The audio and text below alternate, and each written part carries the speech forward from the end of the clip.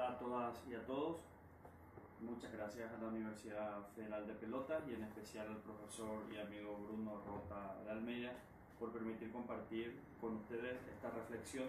con relación a las estrategias de defensa de derechos humanos en Paraguay. La exposición se va a dividir en tres partes. La primera parte vamos a estar hablando sobre el contexto paraguayo en el que se da esta defensa de derechos humanos. En la segunda parte vamos a abordar los principales problemas de derechos humanos que afectan a la población paraguaya. Y finalmente vamos a hacer relación y abordaje de las estrategias de defensa de derechos humanos que aplican las y los defensores de derechos humanos en Paraguay. En primer lugar, por tanto, reconocer que Paraguay es un país en medio de dos grandes potencias regionales, Argentina y Brasil, por otro lado, que tiene una población de aproximadamente 7.500.000 habitantes. La mayoría de esta población vive en la región oriental y según la última estimación de la Dirección General de Encuestas, Estadísticas y Censos, el 28% de la población está en situación de pobreza, muchas de las cuales en situación de pobreza extrema. Si bien en los últimos años se dio una reducción con relación a los índices de pobreza, esta aumentó en el último periodo y la más afectada es la población rural. Esto es muy importante porque los principales problemas de derechos humanos que vamos a ver también están relacionados con la pobreza rural y con la mala distribución de la tierra. De esta manera, el 39,72% de la población rural sigue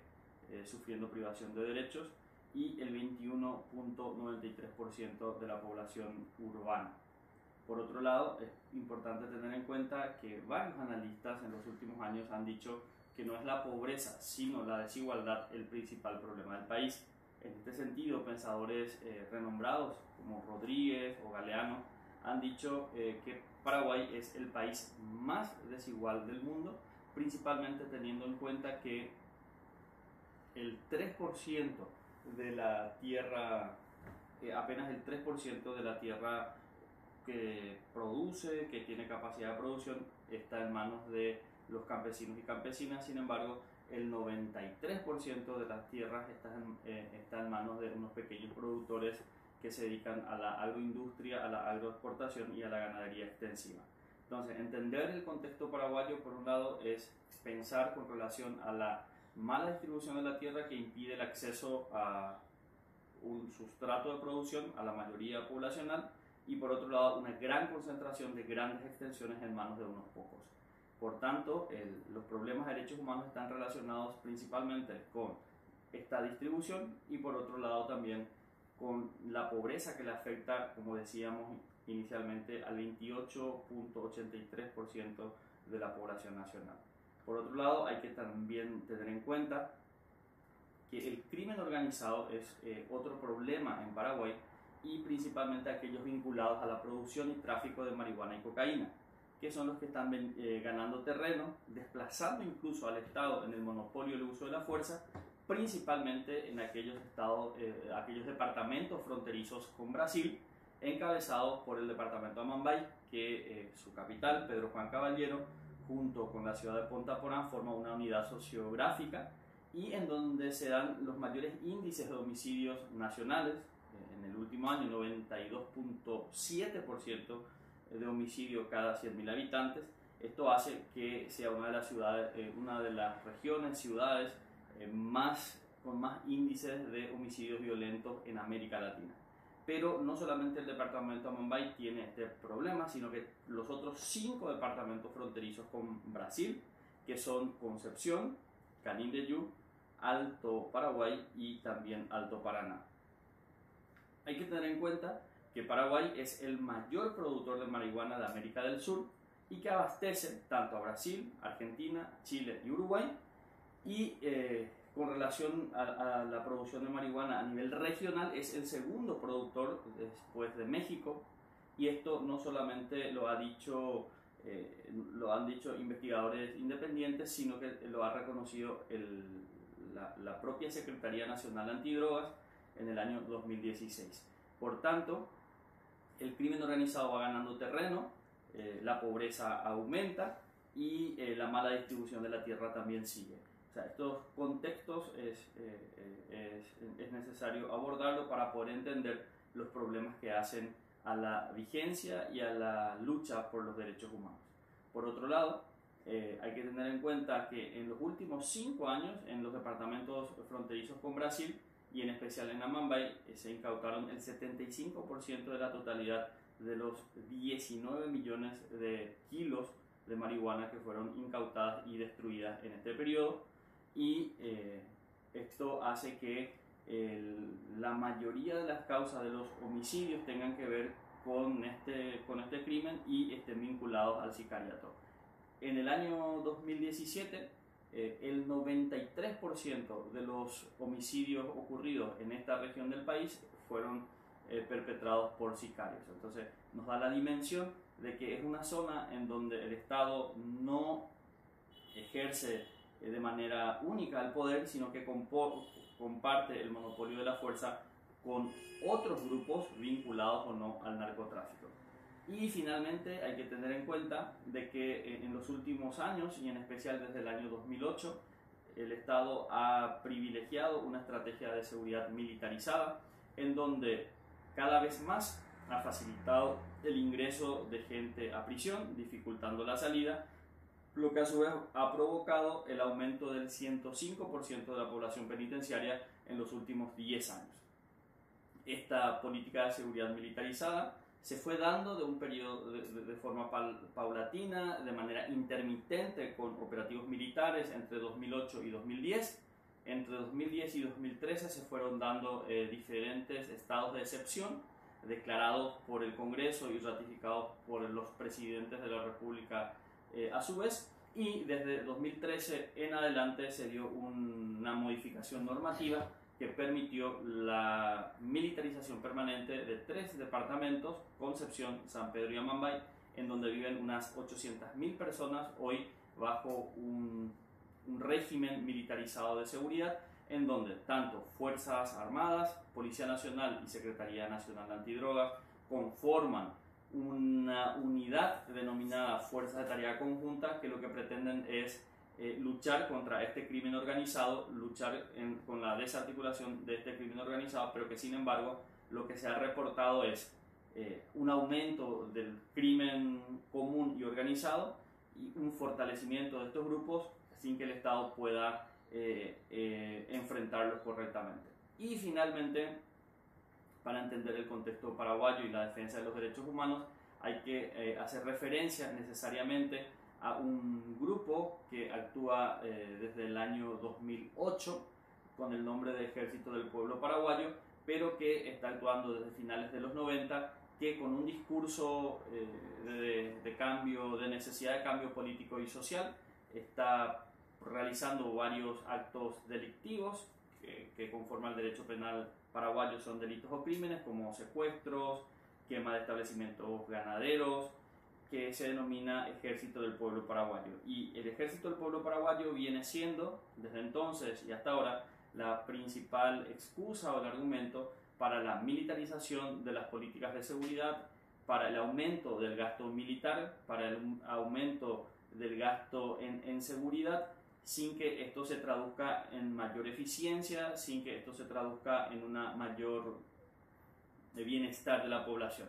Específicamente, por mes se está gastando cerca de 3.500 millones de guaraníes, vamos a poner acá abajo cuántos en dólares, 3.500 millones de guaraníes en la implementación de esta fuerza de tarea conjunta en Concepción, San Pedro y Amambay, pero sin embargo los niveles de violencia e inseguridad han venido subiendo. Les decía que para entender las estrategias de defensa de los problemas de derechos humanos en Paraguay había que entender el contexto en el que se produce esta lucha, estos litigios, y en primer lugar tener en cuenta que Paraguay es un país desigual, con una malísima distribución de la riqueza. Por otro lado, una política de seguridad militarizada que se ha incrementado y profundizado en los últimos años, principalmente desde el 2008, con la excusa de lucha contra el Ejército del Pueblo Paraguayo, que a su vez ha implicado un aumento del 105% de la población penitenciaria y principalmente de personas que viven en las periferias de las ciudades, y los delitos que cometen y por los cuales están encerrados son los delitos relacionados a la pobreza y a la desigualdad. En este sentido, también el 77% de la población penitenciaria está en espera de un juicio, por tanto, conserva su estado de inocencia, y los índices, por tanto, de presos sin condena son de los más altos en la región. En este contexto en particular es que se produce esta disputa por el principal bien de la producción paraguaya, que es la tierra, y los principales actores, por tanto, de la disputa de derechos humanos, de vigencia de derechos humanos, son las organizaciones campesinas, que son los que vienen reclamando de manera sistemática el acceso de derechos al Estado, y el Estado está respondiendo y sigue respondiendo con el uso del poder penal sin que les pueda garantizar otras vías de acceso a estos derechos. Específicamente, entre el año 2004 y el año 2017, 699 personas campesinas vinculadas a los movimientos sociales han sido afectados en su libertad, han sido afectados en sus vidas por el poder penal del Estado. Y el Estado paraguayo, ante los reclamos de mayores accesos a derechos económicos, sociales y culturales, vinculados principalmente a la tierra, lo que ha hecho es utilizar delitos graves, muy graves en algunos casos,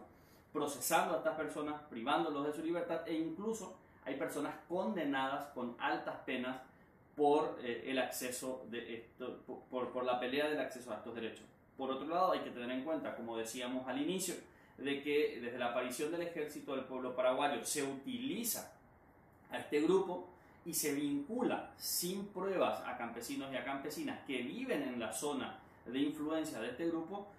con las actividades ilegales que realizan, y se los condena hasta 17 y 30 años de penitenciaría sin que se cumplan el debido proceso en las causas penales que se les siguen.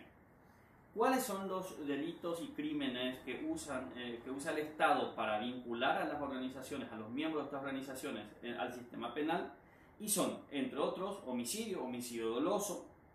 tanto consumado como en grado de tentativa, la resistencia, esto es no querer acatar una orden de una autoridad competente, la coacción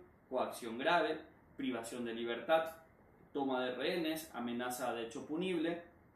incitación a cometer hecho punible, desacato y transgresión a la ley de armas y violación de leyes especiales que fueron establecidas precisamente para poder aumentar la presión sobre los grupos criminales que operan en la zona de Concepción, San Pedro y Amambay, que es en la región noroeste del país, fronterizo con los estados de Mato Grosso do Sul y Paraná brasileños, ¿no? Entonces, en esta parte es muy importante entender que campesinos y campesinas organizadas que exigen acceso a derechos económicos, sociales y culturales no reciben una respuesta en clave de derecho, sino en clave de derecho penal, privándolos de su libertad, encerrándolos, condenándolos y obligándolos, por tanto, a ejercer cada vez mayor presión y establecer nuevas estrategias de acceso a derechos, porque es la manera en que podrían acceder y han accedido históricamente desde el año 1989, en que cae la dictadura de Stroessner, que estuvo vigente en el país por más de 35 años. El principal medio de acceso a la tierra por parte de campesinos organizados ha sido las acciones directas no violentas, o acciones directas, en algunos casos violentas, que ha implicado ocupación de latifundios improductivos, que ha ocupado destrucción en algunos casos de alambradas, de cercos, pero que finalmente a través de estos mecanismos han accedido a sus reivindicaciones. Por tanto, las estrategias de defensa de derechos humanos, principalmente al movimiento campesino, que es actualmente en Paraguay el principal grupo o la principal organización que disputa acceso a derechos al Estado paraguayo, que reivindica y exige acceso a derechos al Estado paraguayo, es en torno a la vigencia del derecho penal y a las posibilidades que da el derecho penal liberal y burgués para poder reivindicar este tipo de derechos, pero que en realidad se ve como privilegios en el país. Sin embargo, el movimiento campesino no es el único que viene exigiendo reivindicación de derechos humanos, sino que también hay otros grupos cada vez más emergentes, como por ejemplo es el movimiento LGTB, principalmente de personas trans, que en el país no tienen ningún reconocimiento legal, y también usan del derecho para exigir la vigencia y el reconocimiento de su identidad para que puedan disfrutar de los mismos derechos de todas las personas en Paraguay. El movimiento trans igualmente es criminalizado, igualmente la impunidad es lo que es latente y palpable en todos los casos de violaciones de derechos humanos que afecta a esta población, y en los últimos 10 años, 15 años se han dado distintas muertes. Todas estas muertes han quedado en la impunidad porque en la medida que el Estado no reacciona, en la medida que el Estado no investiga, al parecer esto se constituye en un aliciente para que se sigan perpetrando delitos y crímenes en contra de estas personas, y como decía, todas hasta el momento van quedando en la impunidad. Son 54 muertes que se han dado desde el año 1989 a la fecha, y estas en ningún caso sus perpetradores han sido castigados. Este mismo patrón de impunidad que le afecta al movimiento trans es lo que le afecta también al movimiento campesino. Todas las muertes de dirigentes campesinos en lucha por la tierra han quedado impunes, han ocurrido 2 desapariciones forzosas, también han quedado impunes, y en los pocos casos, o sea, específicamente 2 en donde el Estado ha reaccionado de cierta manera buscando punir a los perpetradores, se ha dado en un contexto también de violación de derechos humanos de estas personas, en donde finalmente no se sabe la responsabilidad penal de las mismas. Al parecer son apenas algunos chivos expiatorios ante la demanda de mayor acceso a la justicia y de terminar la impunidad en el caso de las organizaciones campesinas. Entonces, el Estado paraguayo viene reaccionando con el uso del poder penal ante las demandas de mayores accesos de derechos de los distintos sectores. Hoy, y aquí hacíamos referencia al movimiento campesino, que es el movimiento que mayor disputa realiza al Estado paraguayo, pero también hacíamos referencia al movimiento GLTB y en especial al movimiento trans, que es el grupo mayormente afectado por crímenes de odio, por impunidad en el ejercicio de sus derechos, y por tanto, o sea, el patrón de actuación, podríamos decir, hace referencia necesariamente al uso desmedido del poder penal, al uso desmedido de la fuerza, y por tanto las distintas estrategias que se dan hacen referencia, por tanto, al uso también del derecho penal, de las estrategias de defensa del derecho penal, de tal manera que estas violaciones no queden impunes. Como decíamos, finalmente las estrategias de defensa de derechos humanos en Paraguay tienen que ver con estrategias del uso del poder penal del Estado, con estrategias de uso también del derecho penal en contra de aquellos violadores, y en este sentido se han dado distintas experiencias, algunas que han sido positivas, otras no tanto, que han permitido que los compañeros, que las personas procesadas en distintas situaciones hayan podido seguir ejerciendo derechos. O sea, ante una situación clara de toma de fincas, de territorios de grandes extensión, la reacción estatal ha ido variando y se ha ido endureciendo en los años, hace 10 años atrás, cuando un grupo de campesinos ocupaba un territorio, la imputación, la calificación de la conducta era apenas por invasión de inmueble ajeno. Hoy la calificación de la conducta, de esta misma conducta que hace 10 años era denominada invasión de inmueble ajeno, se llama coacción, coacción grave, incluso ocasiones en donde se ha usado la ley de terrorismo, la ley penal de terrorismo vigente en Paraguay desde el año 2010, para calificar estas conductas, y por tanto ha exigido que las organizaciones redefinan sus estrategias de lucha. Los abogados que trabajamos en defensa de estas organizaciones también redefinamos las estrategias de lucha y colaboremos activamente en los procesos de toma de decisiones del movimiento campesino en particular, de tal manera que las acciones que realizan en clave de derecho penal sean menos lesivas. Entonces, una de las estrategias y que se ha venido trabajando es de la publicidad de las acciones que vayan a realizar, una publicidad antes, una publicidad anterior con líderes de opinión, con sectores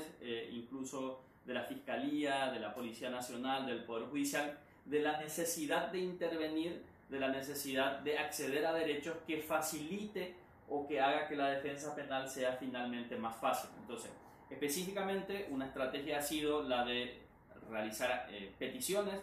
escritas, firmadas, peticiones documentadas de la necesidad del acceso a un derecho, de la necesidad de acceso a la tierra en particular, que en el momento de la ocupación de ese territorio haga más fácil la argumentación de la necesidad o de la improductividad de ese territorio y por tanto que al momento de realizar las defensas penales estas sean más fáciles. Por otro lado, otras de las estrategias también han sido de que se privilegien el uso de la teoría del derecho a la protesta, de que en el Estado social de derecho, como se define la Constitución paraguaya, todas las voces necesitan ser escuchadas, todas las voces necesitan estar en el foro público y por tanto ciertas acciones que típicamente podrían constituir delitos o crímenes como el cierre de ruta o la ocupación de una institución pública o privada sea leída en esta clave de la necesidad de hacer escuchar sus voces en el foro público de tal manera que esta conducta también sea exculpada. En este sentido, la teoría desarrollada por Gargarella para nosotros es muy útil aún en el contexto paraguayo, en donde ante la imposibilidad de que determinados grupos hagan oír sus reclamos, hagan llegar sus reclamos al concierto de la opinión pública y de las autoridades en general, puedan cortar rutas, puedan ocupar territorio, ocupar instituciones públicas y privadas de tal manera que sus voces sean escuchadas. Y por tanto también usamos el del litigio estratégico para la denuncia de determinados patrones de actuación de violación de derechos humanos. Y como el litigio estratégico exige una gran documentación y que el caso litigado sea representativo de otras situaciones, por tanto, previo al litigio estratégico se exige una documentación exhaustiva de casos similares, documentación exhaustiva de patrones de actuación del Estado paraguayo en donde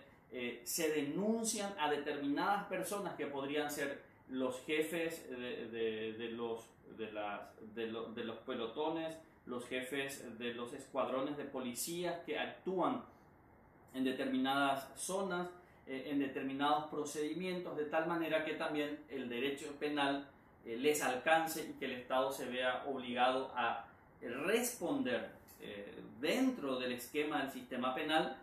con relación a las imputaciones que se hacen a los que perpetran violaciones de derechos humanos en contra de estas organizaciones en el ejercicio de su derecho de protesta, en el ejercicio de su derecho de petición a las autoridades para acceder, como decíamos, principalmente a derechos económicos, sociales y culturales. Entonces, por tanto, la estrategia de defensa del movimiento campesino y de derechos humanos en Paraguay, por un lado, es la utilización del derecho penal, de los principios del garantismo penal para evitar que el sistema penal alcance y castigue con mayor dureza a los que exigen y reclaman derechos, pero por otro lado también es usar esta misma ley para atacar esta misma ley para poner en situación y visibilizar la perpetración de violación de derechos que cometen ciertos actores policiales, fiscales, denunciándolo ante las instancias correspondientes y haciendo que el Estado opine, haciendo que el Estado necesite dar una respuesta con relación a la mala actuación de estas personas, ¿no? Se han dado para nosotros casos paradigmáticos como el caso de una fiscal en el norte del país, en la frontera con Brasil, Lilian Ruiz, muy reconocida por la persecución al movimiento campesino y por su claro posicionamiento a favor de terratenientes, que ha sido denunciada ante el jurado de enjuiciamiento de magistrados, que es el órgano oficial que puede destituir o no a un agente fiscal. Y tras esta denuncia, la actuación de la fiscal Ruiz en cuanto a los niveles de presión y de persecución al movimiento campesino ha sido menos, ¿no? Por otro lado, las denuncias a jefes de policías que han encabezado operativos, como el caso de Guajorí, que es un caso muy emblemático, en donde el Estado ha criminalizado a personas tras 20 años de ocupación de su tierra, en algunos casos 30 años de ocupación de su tierra, y el Estado, con una decisión ilegal por parte del órgano administrativo encargado de la tierra destinada a la reforma agraria, ha expulsado a estos campesinos. Lo que ha hecho es de que también el movimiento campesino use del derecho penal denunciando a los denunciando a los jefes policiales que han encabezado estos procedimientos que son ilegales. Y finalmente también es importante tener en cuenta una alianza internacional y el uso del sistema interamericano y del sistema universal. Dependiendo del caso y del contexto, se toman las decisiones de si un caso es mejor presentarlo a nivel americano o es mejor presentarlo a nivel universal. La desventaja que solemos tener es la lentitud del proceso latinoamericano de la CIDH, y esto hace también que por tanto exija mayor actividad en torno al caso denunciado internacionalmente. La estrategia en este sentido, más que jurídica, debe ser política y comunicacional, y hace que se mantenga vigente ese caso. Entonces también no debemos olvidar que una estrategia central que se viene usando y que usamos en el litigio de todos estos casos de afectación de derechos al movimiento campesino, al movimiento LGTB, se sustenta sobre tres patas: una pata jurídica, una pata de una buena construcción jurídica, una pata política de difusión del caso, de búsqueda de alianzas, y una pata comunicacional para que no solo estén enterados de estas violaciones personas vinculadas al movimiento de derechos humanos, sino que la población en general, y se pueda generar simpatía, que se pueda generar empatía con relación a las demandas de mayor acceso a derechos de estas poblaciones. Entonces, las estrategias de defensa de derechos humanos están muy vinculadas a los casos en particular, y estas estrategias van desde sacarle a la persona afectada en la vinculación en el ejercicio de sus derechos del sistema penal, o usar del sistema penal para tratar de forzarle al Estado en cuanto a que sus operadores dejen de actuar mal, dejen de actuar en violación de las leyes que rigen en la República en el momento de